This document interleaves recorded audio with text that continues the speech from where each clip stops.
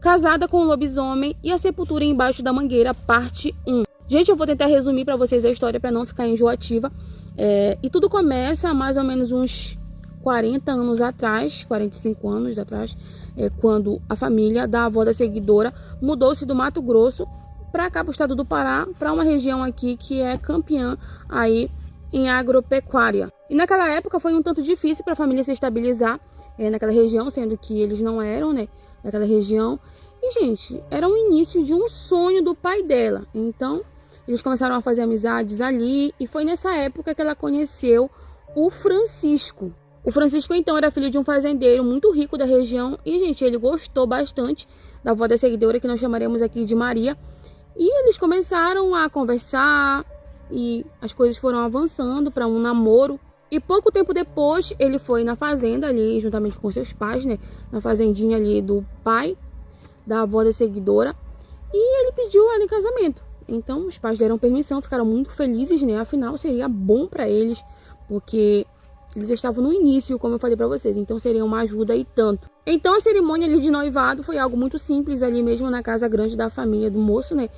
E só para as famílias mesmo. E eles marcaram, então, a data do casamento ali com o padre da região para 3 meses após aquela pequena reunião ali, um jantar de noivado. Assim, tudo foi organizado, eles se casaram, a seguidora diz que a festa foi belíssima, até hoje a avó tem fotos e, tipo, as pessoas que eram lá do Mato Grosso, né, a família ali do noivo, foi para lá, pra fazenda e, gente, foi tudo muito legal, muito belo, muito bonito no início. Inclusive, a família do noivo bancou também, gente, a viagem da família da noiva que não tinha condições de chegarem até ali, né? Afinal, a passagem não era barata para todo mundo. E isso, gente, passou batido da avó da seguidora no início, porque ela pensou que seria ali parte da gentileza da família, porque ela estava entrando para aquela família e eles queriam ser legais. Mas, gente, eles tinham interesses à parte. Assim, no mesmo dia que eles se casaram pela manhã, eles logo foram para casa, que nem mesmo ela sabia que a família tinha ali naquela propriedade, bem distante da casa grande, praticamente no meio da mata eles foram morar. E era mais ou menos uns 500 metros do rio, que passa ali pelaquela região. E ela disse que amava muito o Francisco, gente. Mas na primeira noite ali de consumação, se assim eu posso dizer, a coisa começou a desandar. Por quê? Porque na hora que eles estavam lá, naqueles momentos de intimidade, gente, ela diz que do nada ele apertou essa parte aqui da costa dela por trás, assim. Ela disse que ela só sentiu um ardor muito forte, como se tivesse alguém passando aquela tala de jupati nas costas dela. Ou seja, parece que alguma coisa ia tirando os pedaços. E daí, imediatamente, ele a soltou ali em cima da cama, né? E saiu correndo. Simplesmente bateu a porta do quarto, deixou ela ali e ela disse que se levantou chamando o nome dele, né? E com um incômodo horrível nas costas. E daí ela caminhou até uma penteadeira que tinha no quarto, né? E olhou ali o que estava acontecendo com a costa dela. Foi aí, gente, que ela viu 8 marcas, ou seja, marcas vermelhas ali de um ferimento horrível na costa dela, que estava começando a brotar o sangue, como se fosse deixado por garras, ou seja, como se garras tivessem sido fincadas na costa dela assim e algo puxado para os lados assim.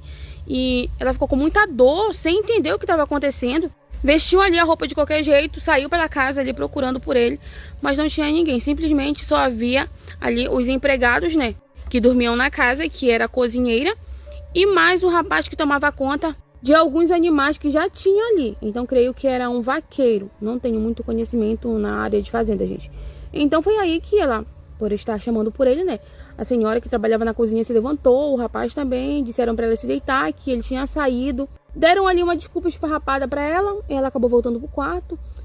Inclusive, a senhora fez curativo na costa dela, gente. Passou ali uma espécie de pomada e tratou ali da costa dela. Então, tudo ficou naquele meio termo ali. Ninguém explicou nada, ninguém falou nada.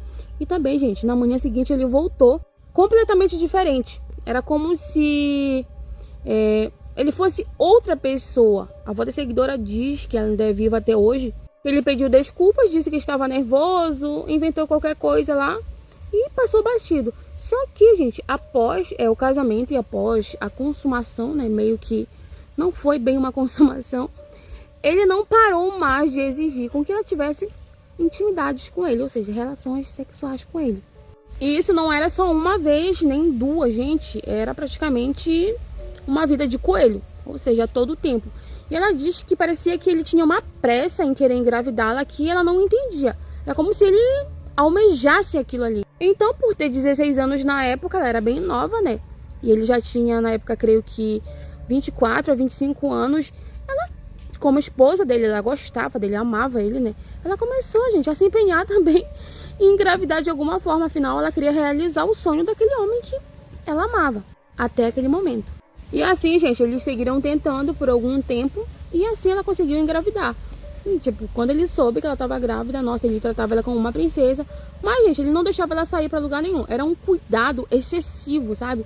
Se ela fosse descer uma escada, ele jurava que ela iria cair, iria perder o filho. E, tipo assim, gente, era algo muito estranho, a seguidora diz, porque, tipo assim, parecia que ele se preocupava mais com o filho do que realmente com a mãe. Como se já planejasse um futuro para aquela criança ali, como se já tivesse em mente algo para aquela criança. Então foi assim que quando ela completou 5 meses de gestação, simplesmente ela acordou um dia sentindo dores ali como de cólica. Ele tinha saído para trabalhar, né? E quando ela se levantou, que ela apalpou, viu que o negócio estava, gente, todo ensanguentado ali, os lençóis da cama, tudo mais. E ela perdeu a criança. E quando esse homem soube que ela perdeu essa criança, gente, ele ficou transtornado. Sabe aquela pessoa que fica com os olhos vidrados, meio que resmungou, falou algumas coisas ali, reclamou muito, dizendo que ele tinha avisado para que ela ficasse dentro de casa, não saísse, não ficasse se aventurando por ali. E que ela teria que ter mais cuidado da próxima vez. Então, meio que, para uma mulher que acabou de perder o filho, aquelas palavras foram terríveis, né? Ela viu realmente que ele parecia se preocupar mais com o filho, que ele queria tanto e parecia já ter planos para esse filho, do que com ela, sendo que toda aquela pressão ali, sendo que ela não teve culpa alguma. Então, no dia seguinte, gente, ele já voltou ali da região da casa da mãe, né, com várias garrafadas. Quem é da região norte sabe, aquelas garrafadas ali que é bom para vários problemas uterinos, né, um bocado de coisa ali tem dentro daquela garrafa ali. Então você bebe aquilo como se fosse um chá. Então ele trouxe vários tipos de garrafada para ela tomar, vários casca de árvore ali para fazer chá, Verônica, principalmente Verônica, para que ela fizesse ali meio que um banho de assento. E, gente, tudo que era coisa para meio que curar o útero. Assim, aquela cozinheira começou a fazer todo aquele chá para ela, era banho para ela tomar.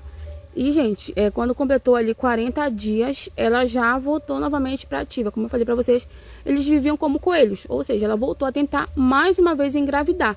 E justamente nessa época em que eles estavam tentando, foi na época que teve a abertura das rodovias ali naquela região. E, gente, a parte ali da criação de gado foi um sucesso para aquela região, sendo que agora teria como ser comercializado, né, o gado dali para outros locais. Então ele meio que tinha que viajar, e eles não tinham todo esse tempo aí para tentar, né? Ela disse que, sinceramente, esses momentos aí para ela eram uma bênção, porque meio que ele não teria como estar forçando ela a fazer coisas que ela não queria, né? Então, assim, ela disse que conforme o negócio foi prosperando, foi vendo mais pessoas trabalhar naquela região, e foi aí que ela conheceu o José, na época, que foi um novo vaqueiro que foi contratado para trabalhar ali na fazenda, já que eles tinham mais gado. E assim eles acabaram se aproximando, sendo que esse moço era um moço ali da região, daquele rio, da beira daquele rio, né? A família dele muito simples. E, gente, ele sempre levava para ela cestas ali com manga, a manga bacuri, que é uma manga muito gostosa, que não tem em todo lugar. E isso aí, fora a amizade que eles foram tendo, foi chamando a atenção, sem falar que o menino também era bonito que só. E vocês sabem que tudo isso tinha tudo para dar merda, né? Então comenta aqui parte 2, porque o tempo que o aplicativo disponibiliza para eu gravar já acabou. Já aproveita e republica aí também para me ajudar, tá bom?